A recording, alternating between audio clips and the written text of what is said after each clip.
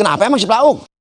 Lah emang lu dua nih orang siapa ini? Temen Pelauk, Bang. Teman Pelauk. Teman si Pelauk nih, Kak. Iya, temennya Bang. Si Pelauk motornya bener hilang. Beneran Bang, si Pelauk motor hilang. Ini orangnya sekarang gimana aja nih? Lah aku katanya kagak mau berani pulang kalau ketemu sama Abang. Buset deh. Rem hemat lo nih ya. Dadak banget sedih, Kak. Unyuk. Bocah gue diaduin itu kayaknya itu ya. Ah, elah. Gimana ini ya? Siapa yang ngambil motor gua ini ya? Gua mau pulang takut, ngeridik-gedik babak gua doang. Ah. Jadi pusing gua begini. Gimana ini ya? Bentar aja lah, ntar baik aja pulang mindik-mindik sama gua. Aduh, nyusahin banget motor.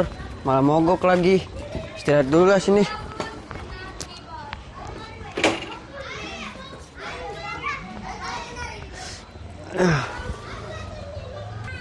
Buset, pada ngumpul kali, orang pada ngomongin gua kali ya. Buset, lah motor gua itu. Buset lah, iya itu motor gua ya. Jadi buat bocah minjem motor, orang bilang